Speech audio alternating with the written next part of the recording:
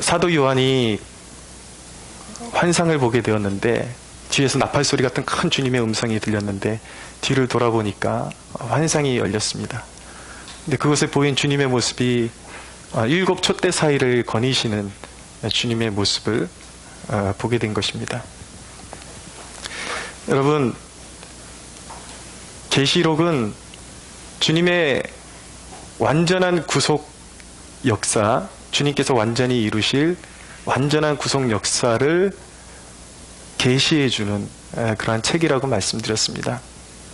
우리 신앙 여정에 있어서 중요한 것이 무엇이냐면, 가장 중요한 것은 우리 신앙의 여정의 운전대를 잡고 있는 영적인 리더가 누구인가가 중요한 것이죠.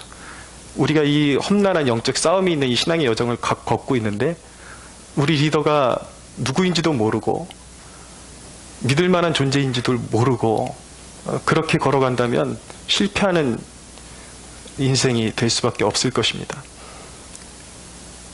여러분, 여러분들의 리더는 누구입니까? 여러분들은 누구를 더 중심에 두고 누구를 따라가십니까? 세상의 소리입니까? 아니면 물질적인 것입니까? 아니면 어떤 다른 여러분들이 추구하는 가치관입니까?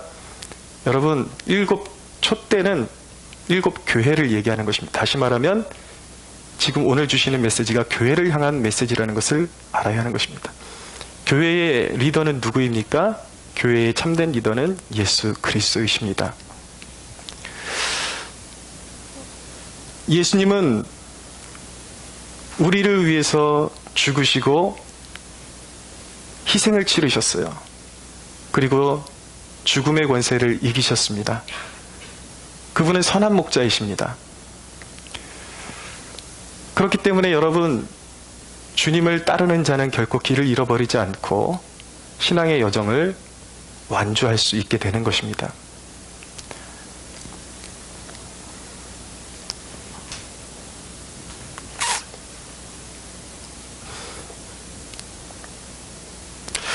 여러분, 우리가 인생의 그런 중요한 대목에 대해서 늘 점검하고 넘어가야 되는데, 그것이 무엇이냐면 우리가 인생의 착륙 지점을 잘 염두에 두고 인생을 살아갈 필요가 있습니다. 우리 각 사람은 언젠가 하나님 앞에 다 부름받거든요. 우리가 공중을 지금 날고 있는 그런 인생의 그런 항해를 하는, 하늘을 나는 그러한 여정을 밟고 있다고 볼 수가 있는데, 어디로 착륙할 것이냐? 내가 착륙할 때에 안전하게 착륙할 수 있는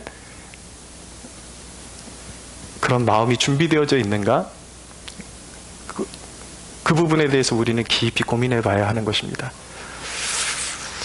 여러분, 우리 그리스도인들은 누구나 한번 죽음 앞에 서야 하는데, 우리가 일생을 살아가는 동안 이 죽음에 대해서 대비해 놓지 않고 깨어있지 못하면 인생의 가장 큰 낭패를 보게 될 수도 있다는 사실을 기억하셔야 돼요.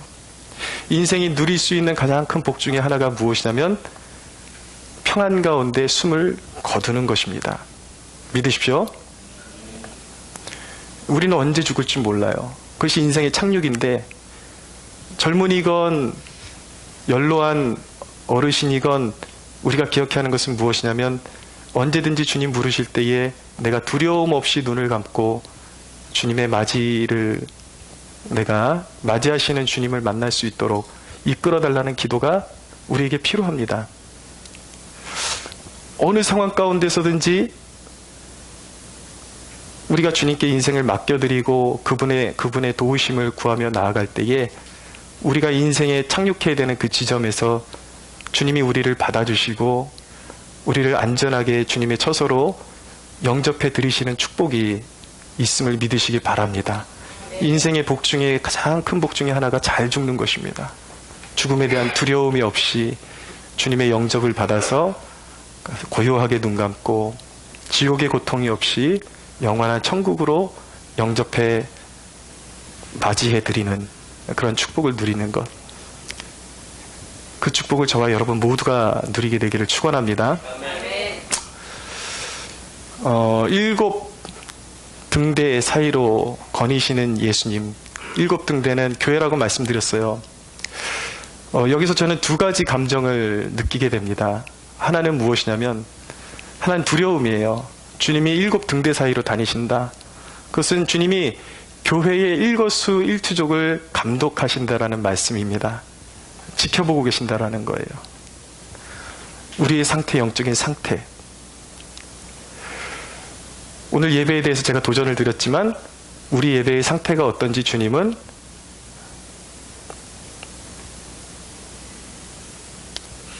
감독하고 계십니다. 우리의 영적인 상태를 너무나도 잘 알고 계십니다. 우리의 은밀한 것을 주님은 알고 계시다라는 거예요. 우리의 동기들. 여러분, 주님이 우리의 은밀한 것을 아신다라는 각오로 그 마음에 그런 어떤 경건한 두려움을 가지고 살아가야 합니다. 최근에 제 페이스북에서 어떤 전라도 광주분의 그런 메시지를 제가 접하게 되었는데, 이분이 자기 고향 광주로 이렇게 가는 길에 운전을 하고 하면서 자기의 그 광주 고향 사람들에게 주고 싶은 메시지를 전해주기 위해서 영상으로 찍어가지고 올려놨는데, 그 구구절절 막 이분이 막 광주 사람들한테 막 분이 나가지고 열변을 토하는 거예요. 막 열변을 토하는데, 그것이, 이분 예수 믿는 분이에요. 단순히 광주 사람들에게 전하는 메시지가 아니라 온 그리스도인들에게 전하는 메시지처럼 저는 그렇게 들려왔습니다. 왜 그러냐면, 그분의 메시지는 이거예요. 우리 전라도 사람들 좀 주님 앞에서 솔직해져야 되지 않겠느냐. 아무리 내 사람이 좋고 정치인이 좋지만 나라의 안보를 이렇게까지 위태롭게 하는 사람을, 이 정부를 그렇게까지 옹호한다라는 것이, 어떻게 그 한 정부 안에 김일성을 그렇게 떠받드는 사람들로 가득 차 있는데도 불구하고 이 나라를 통째로 지금 북한에게 지금 갖다 먹일 것처럼 저렇게 애쓰는 정부를, 아무리 내 사람이 좋고 내가 지지하는 정당이 있다 그러지만 어떻게 예수쟁이들이, 예수 믿는 사람들이 양심이 있지 그렇게 살 수 있느냐라는 거예요. 여러분, 어떻게 한 도에서 한 정당과 한 인물을 지지하는데, 이 나라는 민주주의 국가인데 90% 이상의 지지를 할 수가 있습니까? 이게 정상입니까? 이거는 독재 국가 외에서는 있을 수가 없는 일이에요. 이런 일들이 전라도에서 일어나고 있다고요. 이 지역 평화입니까? 그렇지 않습니다. 근데 제가 소수로 알고 있는, 이상하게 제 근처에 있는 전라도에서, 고향이 전라도인 분들은 정말 제가 그냥 이렇게 아부 차원에서 하는 얘기가 아니라 정말 신앙이 바로 서신 분들이 거의 대부분이에요. 결코 고향이라고 해서 편들지 않습니다. 주님의 뜻이 무엇인가 구별하는 분들이 제 주위에 있는 전라도 분들이에요. 근데 놀라운 거예요. 그럼 제대로 깨어있는 전라도 사람이 내가 알고 있는 소수밖에는 없다는 얘기인가? 어떻게 90% 이상이 그런 얘기예요. 자기의 이기심을 위해서 양심마저 내려놓고 예수마저 내려놓고 주님은 아신다라는 거죠. 과연 그가 섬기고 있는 것이 그 중심에 무엇을 섬기고 있는지 주님은 아신다라는 것입니다. 우리의 은밀한 것을 알고 계신다라는 거예요. 항상 그것을 생각하고 살아가면 우리 안에 하나님을 의식하게 되고 어떻게 살아야 할지 우리에게 길이 보이게 되는 것입니다. 며칠 전에 전도를 갔어요. 전도를 나갔는데 캠퍼스에 나갔는데, 요즘 다른 교회에서 우리 교회 기도하러 오시는 이마원 성도님하고 제 아내하고 저하고 셋이 목요일마다 전도를 이렇게 나가게 되었습니다. 캠퍼스에 나갔는데, 전도를 하고 나서 아내가 제게 고백하는 게 뭐냐면, 그 1시간을 우리가 시간을 정해놓고 흩어졌다가 각자가 양심에 맞게 이렇게 복음을 전하고 장소에서 만나자, 한 장소에서 만나자, 그렇게 약속을 했는데, 아내가 돌아와서 하는 말이 뭐냐면, 사실 1시간이 너무 길게 느껴져가지고 중간에 좀 농땡이 좀 치려고 그렇게 생각을 했는데, 불현듯 드는 생각이 뭐냐면, 회사 생활을 오래 했잖아요. 저보다 사회생활을 많이 했거든요. 그러니까 이게 그 관습대로 딱 이렇게 몸에 배어 있더라고요. 하나님이 갑자기 사장님으로 느껴지더래요. 그래서 사장님이 보고 계신데 내가 이러면 안 되지. 내가 하늘의 녹을 먹고 살면서 하나님이 우리 사장님이신데 사장님이 두 눈을 부릅뜨고 나를 보고 계신데 내가 이렇게 농땡이 칠 수 없다. 그러니까 그걸 생각하니까 또 막 열심히 하게 되더래요. 이게 뭡니까? 경건한 두려움인 것이죠. 주님께서는 우리가 말을 뱉었을 때에 왜 뱉었는지 그것을 아신단 말이에요. 동기, 행동의 동기. 사람한테도 어떤 말을 뱉었는데 그것이 고의적으로 상처를 주기 위해서 뱉은 말인지 아닌지 주님은 그것을 알고 계십니다. 제가 지난 6년 동안 여기서 굉장히 그 외로운 싸움을 싸웠습니다. 물론 여러분들도 이 그 외로운 개척교회에 여러분들이 몸담고 이렇게 할 수 있다라는 것 여러분들도 마땅히 칭찬받아야 할 일입니다. 그러나 제가 선봉에 서서 굉장히 외롭고 힘들어서 영적으로 무너질 때가 참 많았습니다. 그럼에도 불구하고 제가 제 양심상 6년이라는 기간 동안에 제가 무너져서 기도를 쉰 적이 손가락 안에 5손가락 안에 들까 말까예요. 매일매일 기본적으로 아무리 못해도 2시간 정도는 가까이 기도를 했습니다. 그렇게. 그럴 수 있었던 이유가 뭐예요? 경건한 두려움 때문이에요.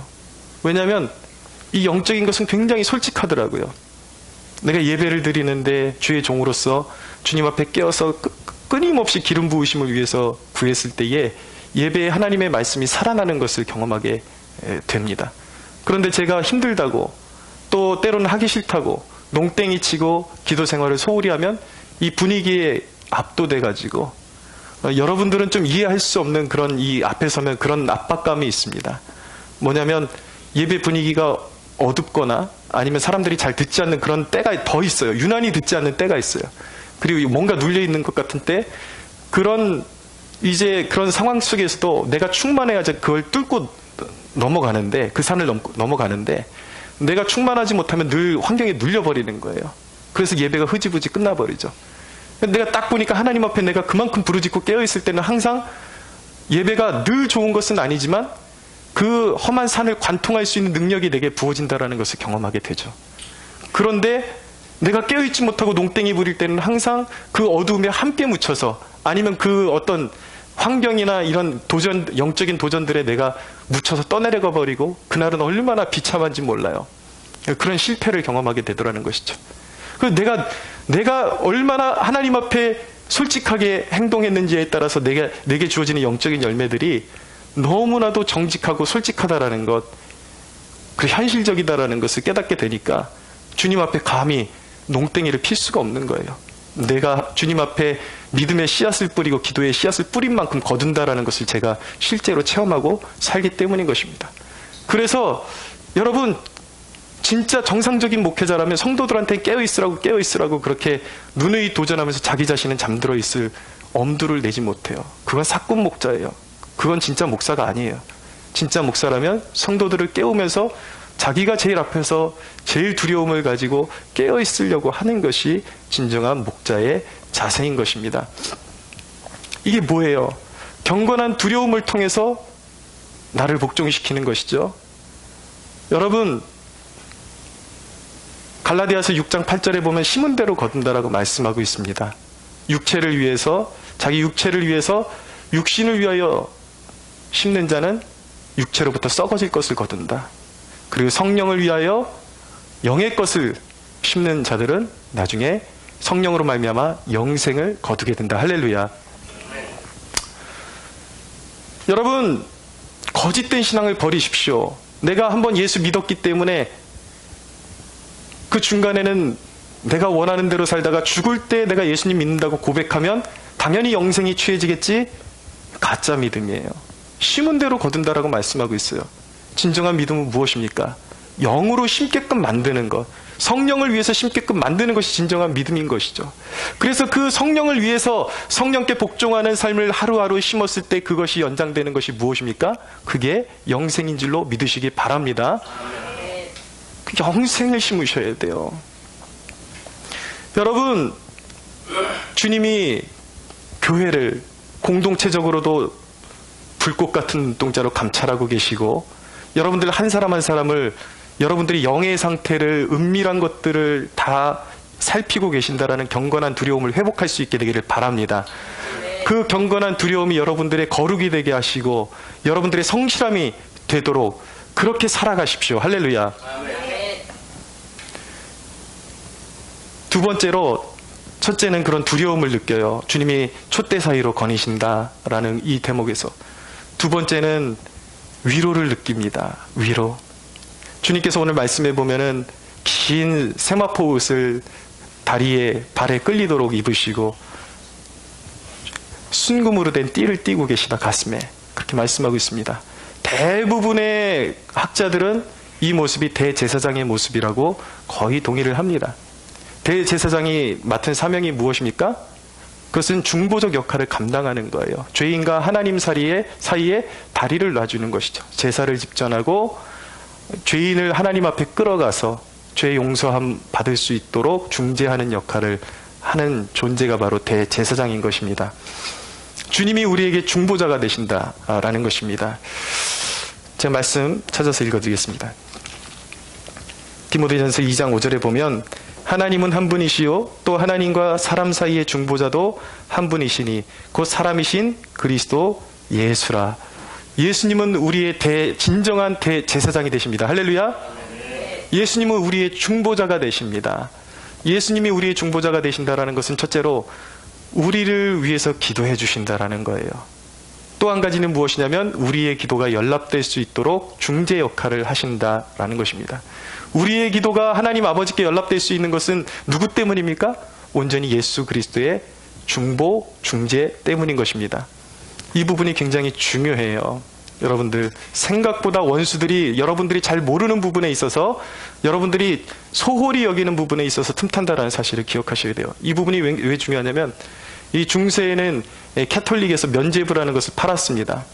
그 면죄부가 통했던 이유는 무엇이냐면 사제들이 가르칠 때에 이 신부들이 말씀을 담당한 이 사제들이 가르칠 때에 그리스도의 중보가 완전하다고 가르치지 않고 더 뭔가가 필요하다고 가르쳤어요.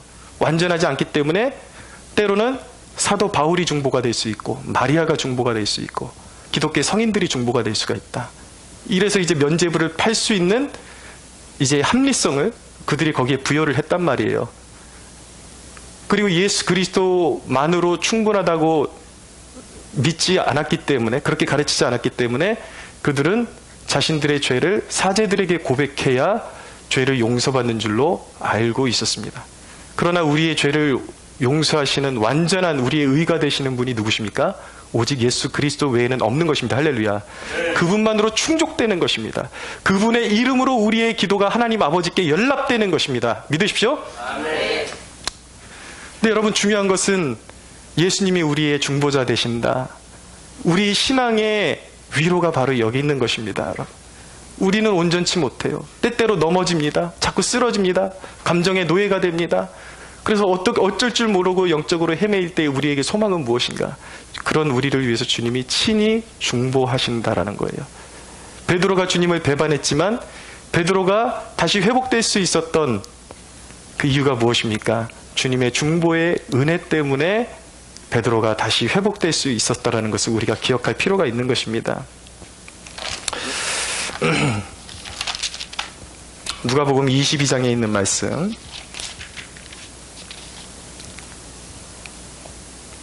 누가복음 22장 31절 32절에 보면 베드로가 예수님을 배반하기 전에 예수님께서 미리 아시고 이렇게 말씀하셨습니다. 시몬아 시몬아, 보라, 사탄이 너희를 밀가부르듯 하려고 요구하였으나 그러나 내가 너희를 위하여 내 믿음이 떨어지지 않기를 기도하였노니 너는 돌이킨 후에 내 형제를 굳게 하라 라고 말씀하고 있습니다.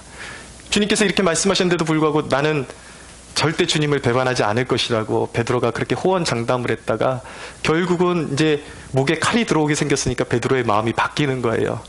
주님을 3번이나 모른다고 그렇게 배반을 했죠. 그러나 그가 돌이킬 수 있었던 이유는 무엇이냐면 주님이 그렇게 넘어질 걸 아시고 베드로를 다시 일으켜 세우시기 위해서 미리 베드로를 위해서 중보해 주셨기 때문에 베드로의 회복이 가능했다라는 것을 우리가 깨달을 수가 있어야 하는 것입니다. 여러분, 주님은 우리가 넘어질 때에 끊임없이 성경의 말씀을 통해서 격려하시고 다시 일어나라고 촉구하시고 격려하십니다. 그리고 주변에 사람을 붙여주시고 또 설교를 통해서 말씀하시고 또 어떤 사람들의 주변 사람들의 견책과 위로와 권면을 통해서 일으켜 주세요. 일으켜 주시는데 그것이 그 모든 위로와 격려와 책망이 누가 보낸 것인가? 예수님께서 중보하심으로 말미암아 그 중보의 은혜로 우리에게 임한 주님의 사자들이라는 것을 기억할 수 있게 되기를 바랍니다. 여러분들을 사랑하시기 때문에 여러분들을 놓지 않게 하시기 위해서 때로는 그렇게 사람은 보내주시고 때로는 직설적으로 말씀도 보내주시고 사랑하기 때문에 책망도 하시는 거예요. 그런데 여러분, 그것 때문에 우리가 일어설 수 있고 날마다 새 힘을 얻을 수 있다는 것이 우리에게 주어지는 위로임을 믿으십시오. 그러나 여러분, 한 가지 기억해야 하는 것은 무엇이냐면 주님이 계속해서 그렇게 우리를 버리지 않고 놓지 않고 우리를 격려하시는 이유가 무엇입니까? 계속 넘어져 있으라고요? 그것은 주님의 영광을 가리는 것이에요. 주님께서 원하시는 것은 무엇이냐면 오늘 베드로에게 하시는 말씀이 뭐냐면 너는 돌이킨 후에 내 형제를 굳게 하라. 넘어질 수 있어요. 쓰러질 수 있어요. 그러나 지속적으로 넘어져 있고 주님이 계속해서 붙들어 주시는 말씀을 주시는데도 불구하고 인간의 완고함으로 버티고 지탱하게 되면은 자기의 힘으로 지탱하게 되면 결국 그 인생은 무너질 수밖에 없는 것입니다. 그래서 주님께서 지속적으로 말씀해 주실 때 빨리 깨닫고 돌이키고 주님께서 원하시는 건 뭐예요? 항상 넘어지는 존재로 있는 것이 아니라 주님이 중보하실 테니까 주님의 도우심을 힘입어 일어나서 형제들을 세워주고 다른 시험에 드는 영혼들을 굳건하게 세워줄 수 있는 굳건한 하나님의 백성으로 일어서기를 원하시는 것입니다. 그런 축복이 여러분들이 있게 되기를 축원합니다. 성장하셔야 돼요. 늘 넘어져 있으려고 그러면 안 되고 습관적으로 시험 드는 자리에 있으려고 해서는 안 되는 것입니다. 중보의 은혜에 보답하는 것, 주님께서 우리를 도와주시고 늘 함께 하시고 우리를 위해서 기도해 주시는 그 은혜에 보답하는 것은 성장하는 것이에요. 자라나는 것입니다. 자, 크게 두 번째 대목으로 가면 이제 사도 요한이 이제 예수 그리스도의 모습을 이제 묘사하는 대목에 이르게 됩니다. 그리스도의 모습은 어떤가? 어떠하셨는가? 이 계시록이 예수님에 대해서 말씀하시는 주님의 모습은 어떠한 모습인가? 이 주님의 모습을 우리가 살펴봄에 있어서 중요한 것은 무엇이냐면 이 계시록의 사도 요한이 묘사하는 예수님의 모습을 이것을 형상화시키려고 해서는 안 된다라는 것입니다. 그러면 여러분 지금 제가 설명드리는 이 예수님의 모습을 인간이 그림이나 조각으로 묘사하려고 그러면 이상한 괴물 같은 모습이 나올 수밖에 없어요. 이상한 나라의 폴에 나오는 막 이상한 그런 존재가 될 수밖에 없다라는 것이죠. 이것을 우리가 어떻게 읽어야 되는가? 마음의 눈으로 봐야 하는 것입니다. 이것은 어떤 조각이나 어떤 형상화시키라고 우리에게 주신 환상이 아니라 주님의 찬란한 그 영광의 그 광채가 얼마나 위대하고 놀라운지를 느끼라고 우리에게 준 것이라는 것을 기억해야 하는 것입니다. 사도 요한이 본 예수님의 모습은 어땠습니까? 예수님은 아주 새하얀 옷을 입으시고 그 옷이 발에 끌리고 가슴에는 순금띠로 두르고 계셨습니다. 그래서 무엇입니까? 대제사장의 모습이에요. 주님은 우리의 대제사장이에요. 주님은 죄를 용납하지 않으십니다. 너무나도 거룩하시기 때문에. 그러나 어떤 죄인이라 할지라도 주님의 긍휼을 구하며 회개하고 예수 그리스도의 십자가와 부활이 나의 것이라고 주님밖에 없다라고 고백할 수 있는 모든 죄인들을 기꺼이 용서하시고 구원으로 이끄시는 자비하신 대제사장이십니다. 또한 이 모습은 왕의 모습을 묘사하고 있는 것입니다. 여러분, 주님은 인자하시고 자비로 자기의 백성들을 통치하시는 진정한 왕이십니다. 자녀들을 한이 없이 사랑하시는, 그리고 다스리시는, 백성의 진정한 필요를 알고 돌보시는 여호와는 나의 목자시니 내게 부족함이 없으리로다. 할렐루야. 인자와 자비로 다스리시고 통치하시는 왕 예수 그리스도. 그분의 머리털은 양털같이 희고 그분의 눈은 불꽃 같은 눈동자를 가지고 있다라고 말씀하고 있습니다. 무슨 말씀입니까? 그분의 순결함, 그분은 완전한 순결함이라는 것. 그분에게는 악이 없다라는 것입니다. 그분 자체가 선이에요. 그분은 순결하십니다. 머리가 희다라는 것은 성경에서 지혜를 의미하는 것입니다. 그분은 완전한 지혜예요. 불꽃 같은 눈동자로 하나님의 교회를 지키시고 불꽃 같은 눈동자로 교회의 대적자들을 감찰하시는 놀라우신 분이 예수 그리스도이신 것입니다. 그래서 성경은 예수 그리스도를 모사라 그러는 거예요. 주님 모사다. 전략을 베푸는 사람이라는 뜻이에요. 전략을 베푸는 자. 여러분, 그리스도는 결코 대적과의 영적인 싸움에서 지지 않으십니다. 그분은 전략가이십니다. 그분은 모사이십니다. 할렐루야. 그러므로 여러분, 이 땅을 살아가면서 지혜가 부족할 때에 주님께 구하십시오. 주님이 우리가 지혜를 구할 때에 주님은 전략을 주십니다. 꿈을 주십니다. 그리고 패배하지 않도록 이끌어 주시는 분이 바로 우리 주 예수 그리스도이십니다. 그분의 발은 빛나는 아주 굳건한 그런 모습을 하고 있다는 것을 보여주고 있습니다. 15절에 보니까 풀무불에 단련한 빛난 주석 같다라고 말씀하고 있어요.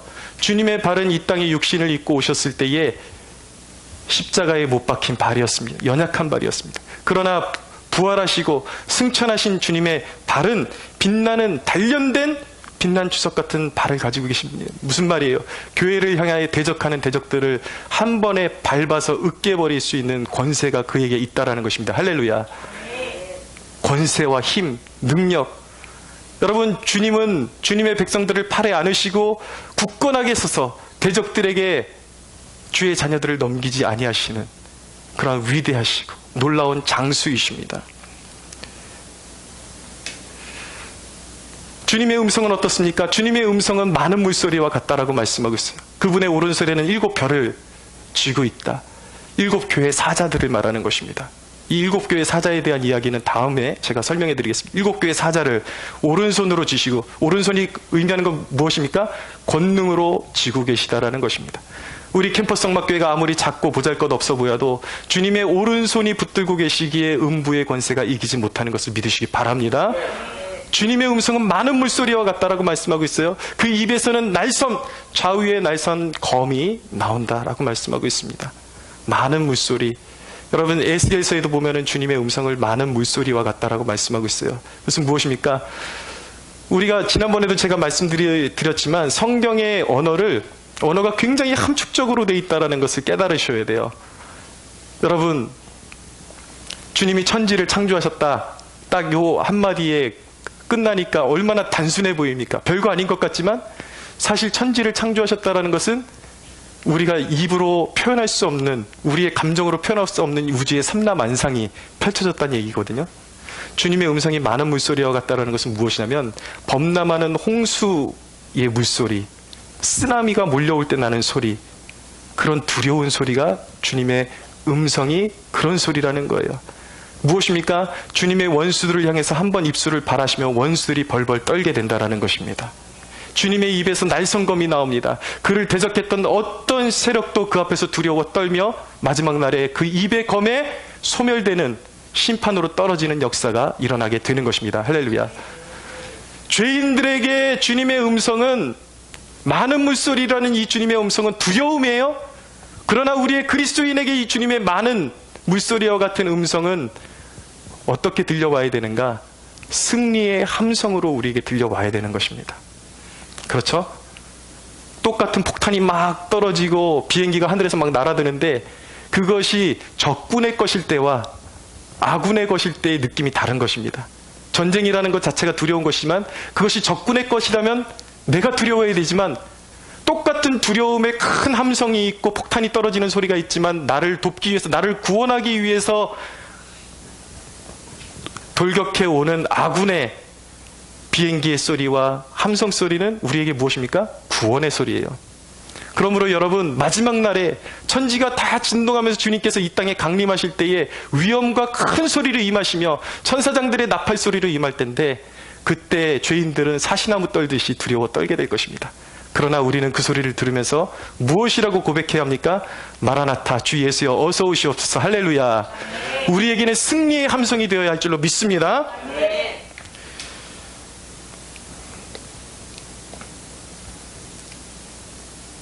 그분의 얼굴은 해가 힘있게 비치는 것 같더라 라고 말씀하고 있습니다. 요한계시록 21장에 보면 이제 새하늘과 새 땅, 마지막에 이제 모든 것이 악인들이 멸망하고 사탄이 멸망하고 그리고 나서 우리에게 주시는 새하늘과 새 땅이 도래할 때에 주님께서 뭐라고 말씀하시는가? 그 성은 해나 달의 비침이 쓸데없으니 이는 하나님의 영광이 비치고 어린 양이 그 등불이 되심이라. 만국이 그 빛 가운데로 다니고 땅의 왕들이 자기 영광을 가지고 그리로 들어가리라. 그 나라에는 해가 필요 없다는, 주님의 얼굴이 해라는 것입니다. 그것은 무엇입니까? 주님의 백성들이 그 빛 아래에 있을 때 결코 어둠이 없고 두려워할 필요가 없다라는 것입니다. 주님은 우리의 완전한 승리가 되시고 우리의 완전한 보호자가 되심을 믿으시기 바랍니다. 주님의 모습은 이렇게 위엄 있고 능력 있는 모습인 것입니다. 여러분, 이 대목을 통해서 우리가 얻게 되는 메시지가 있습니다. 영적인 진리가 있습니다. 첫째는 무엇인가? 주님의 나라는 결코 요동치 않을 것이라는 것입니다. 오늘 17절을 보십시오. 내가 볼 때에 그의 발 앞에 엎드러져 죽은 자같이 되었다. 원래 그리스도의 그 영광스러운 모습, 하나님의 영광스러운 모습을 본 죄인의 대가는 무엇인지 아십니까? 죽음입니다. 살 수가 없는 거예요. 근데 요한이 예수님의 그 찬란한 영광을 보게 되었는데, 승천하신 예수님, 만국을 다스리시는 예수님의 모습을 보게 되었는데 죽은 자같이 엎드러졌어요. 예수님께서 사도 요한을 오른손으로 붙잡아 주셨습니다. 권능의 손으로 붙잡아 주셨다는 거예요. 여러분, 이것이 얼마나 은혜로운 대목인 줄 깨달을 수 있어야 되는 것입니다. 죽을 수밖에 없는 죄인에게, 그 영광을 보고자 하는 자에게 그 영광을 볼 수 있도록 허락해 주기를 원하시는 분이 우리 주님이시라는 것입니다. 예. 가까이 오라는 거예요.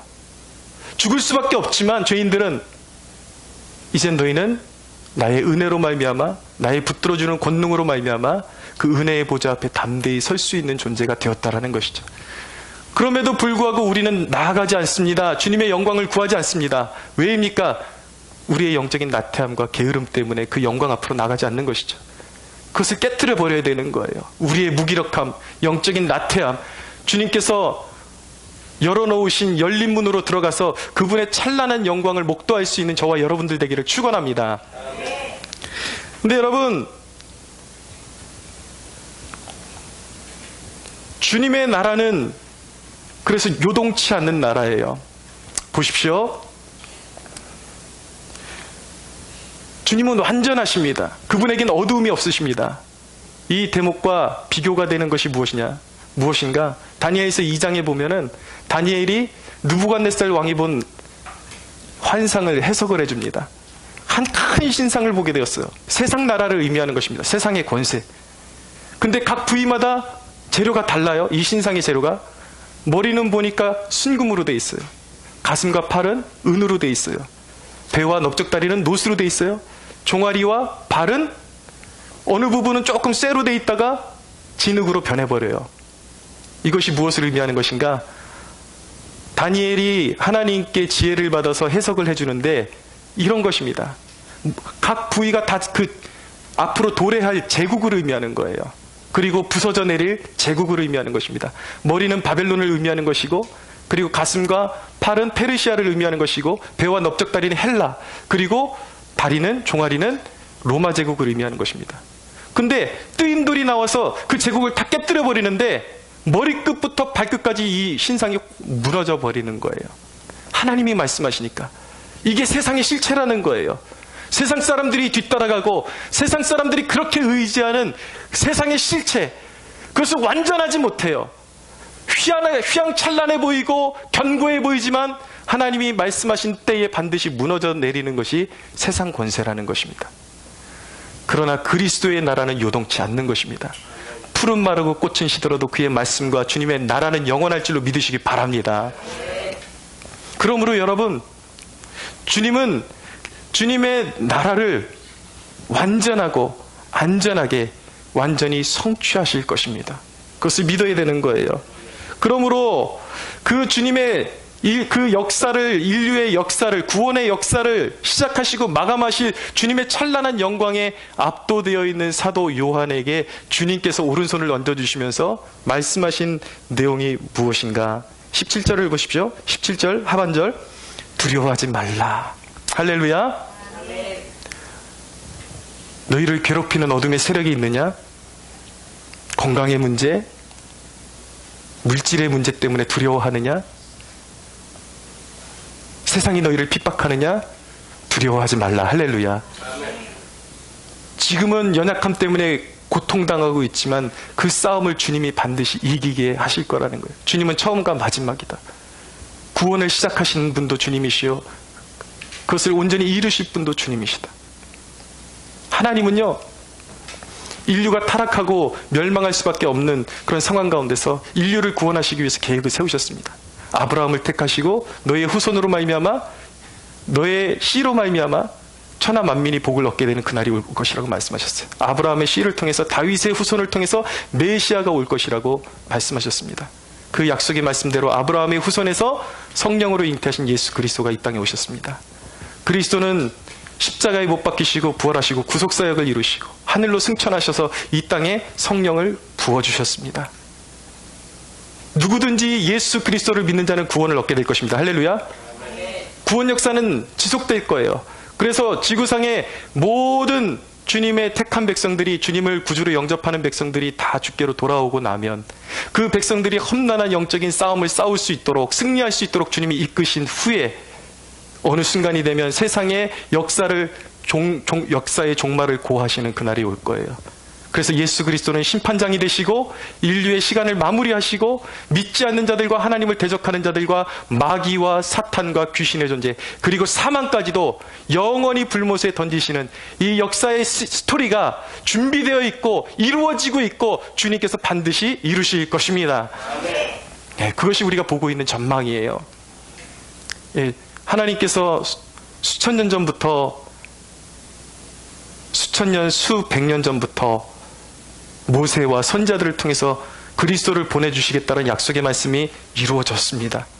그러므로 여러분, 그리스도로 말미암아 인류의 역사의 마지막을 고하고 모든 악한 자들과 사탄의 무리를 벌하시고 영원히 벌하시며 믿는 저와 여러분들, 예수 그리스도를 생명보다 더 사랑하는 하나님의 백성들을 맞이해 드리셔서 그가 예비하신 새하늘과 새 땅을 허락하실 것을 믿어야 하는 것입니다. 그것이 주님이 완성하실 역사의 스토리인 것입니다. 그러므로 여러분, 이제 말씀을 정리합니다.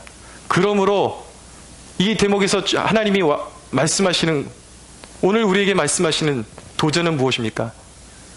그러므로 너희는 누구 편에 서야 되겠느냐? 어디에 서야 되겠느냐? 여러분들 꼭 설명을 하지 않아도 여러분들이 누구 편에 서야 할지, 누구의 품에 거해야 할지 아시리라고 믿습니다. 당연히 주님 안에 거해야 되는 것이죠. 여러분, 때로는 우리의 신앙생활이 무거운 짐 같아요. 왜냐하면 우리가 예배 생활하지 않고 기도 생활하지 않으면 그 시간, 세상 사람들 보십시오. 그 시간 아껴서 여행 가도 돼요. 그 시간 아껴서 차 마시거나 아니면 그냥 술 마시는데 소진해버려도 돼요. 쾌락을 누리는데 그 시간을 보내도 되는 것입니다. 근데 여러분, 누가 더 불행한 존재들인가? 사실은 우리에게 그런 무거운 짐처럼 보이는 것이 있지만 그것이 우리를 영원히 멸망하지 않도록 우리를 주께 붙들어 매주는 안전띠라는 것을 깨닫는 축복이 있게 되기를 바랍니다. 진정으로 불행한 영혼들이 뭐예요? 무엇을 붙잡아야 할지 모르고 인생 가운데 어디에 자기의 인생을 소모하고 무엇을 심어야 할지 모르고 인생에 방황하는 영혼들, 그 영혼들이 사실은 더 괴로운 것입니다. 인생은 과연 무엇일까? 답을 찾지 못하고 헤매이다가 멸망하는 영혼들이 주님 없이 살아가는 영혼들. 우리가 주님 앞에 부름받아서 기도할 수 있고 예배할 수 있음이 축복임을 믿으십시오.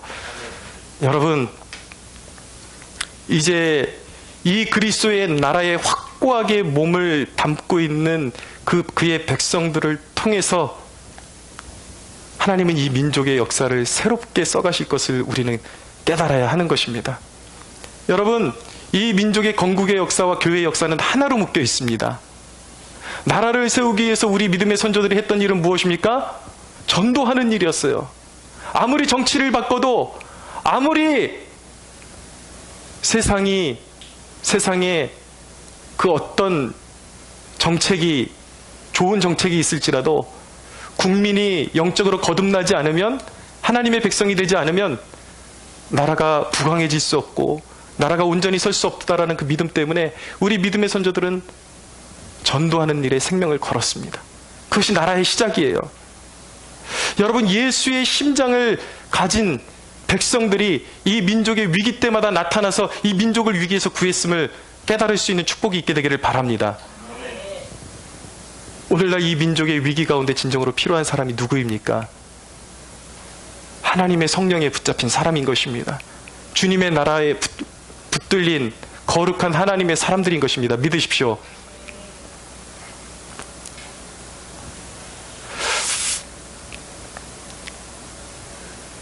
여러분, 우리는 다시 원점으로 돌아가야 돼요. 역사는 돌고 도는 것입니다. 나라가 가장 어두울 때마다 하나님께서 찾으시는 사람은 누구인가? 예수의 심장을 가지고 기도하며 전도할 수 있는 백성을 하나님은 찾으시는 것입니다.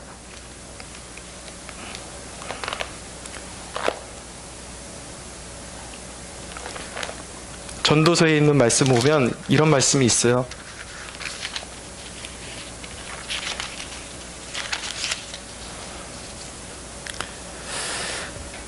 전도서 1장 9절에 보면 이미 있던 것이 후에 다시 있겠고 이미 한 일을 후에 다시 할지라 라고 말씀하고 있어요. 여러분, 사회주의가 이 사회 가운데 짙게 만연한 것은요, 사실은 오늘날의 문제가 아니라 이 나라가 건국되는 1940년대 그 즈음에 다 이미 일어났던 일들이 지금 반복되고 있는 것입니다. 민족이 가장 어두울 때 하나님이 그 민족을 구원하신 방법이 뭐예요? 예수 믿는 사람들을 일으키셔서 진정한 예수에 붙들린 사람들을 통해서 백성을 교화시키기 시작하고 이 민족을 공산주의에서 구원해 내신 것입니다. 그러므로 여러분, 이 민족의 소망, 이 땅의 청년들이 깨달아야 되는 것은 무엇입니까? 특별히 이 땅의 청년들이 아직도 하나님의 뜻을 깨닫지 못하고 세상을 따라가고 자기 방법대로 성공하려고 그러는 그런 사람들이 이제 도태되게 되어 있어요. 이 어두울 때 가장 이제 하나님의 반전이 나타나게 되어 있습니다. 이 땅의 소망은 무엇입니까? 진실로 예수 그리스도에 붙잡힌 성령에 취한 하나님의 백성들임을 믿으시기 바랍니다. 그런 백성들이 되어야 하는 것입니다. 여러분, 이 마지막 시대에 우리 캠퍼스 성막교회를 하나님께서 들어 사용하여 주시기를 소원합니다. 어두운 시대를 밝히는 도구로 여러분들 한 사람 한 사람이 이제는 정말 죽기 살기로 주님을 따르는 사람들이 되기로 결단하셔야 돼요. 그런 가운데 이 민족의 위기를 다시 세우고 이 나라를 갈아엎어서 하나님의 영광스러운 그 찬란한 영광을 드러내는 도구로 사용하시는데 저와 여러분 모두가 값지고 귀하게 쓰임받는 축복이 있게 되기를 예수님의 이름으로 축원합니다. 하나님께 영광의 박수